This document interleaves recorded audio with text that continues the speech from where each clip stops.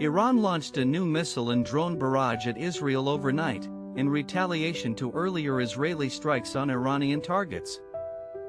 Missiles struck major cities including Tel Aviv and Haifa, breaching parts of Israel's Iron Dome missile defense system, causing casualties and structural damage. The attack, dubbed True Promise 3, comprised hundreds of ballistic missiles and drones aimed at military, civilian, and scientific infrastructure across Israel. At least 10 people were killed and over 200 injured in residential neighborhoods near Bat Yam and the Galilee after missile impacts. Sirens echoed through major population centers as air raid warnings forced residents into bomb shelters for several hours during the assault. Videos captured fires at oil refineries and explosions in residential zones, stirring panic and chaos in neighborhoods without immediate defense coverage. In response, Israel immediately launched multiple airstrikes targeting Tehran's defense ministry, nuclear enrichment sites, and energy installations across central Iran. Fire erupted at an oil depot north of Tehran following Israeli strikes, reported by Iranian officials as carrying significant infrastructural damage.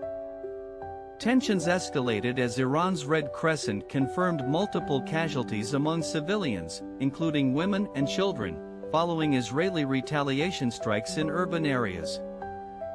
Israel's prime minister pledged to continue air operations until Iranian nuclear and missile threats are neutralized, calling it necessary for national defense. The United States, while not participating directly, provided technical support to Israel's missile defense efforts and urged de-escalation between the two nations. Iran's supreme leader vowed fierce retaliation, warning that Israel and its allies must expect consequences if further military aggression persists. Regional leaders and international bodies issued urgent calls for restraint to prevent the conflict from spiraling into a broader Middle Eastern war. Oil prices jumped and global markets fell amid fears of an expanding conflict, highlighting geopolitical instability and investor concern. Air traffic advisories disrupted weddings, business travel, and tourism across the region as airlines rerouted flights to avoid conflict zones. Humanitarian organizations warned of civilian suffering, urging aid corridors and medical support for affected populations in both Israel and Iran.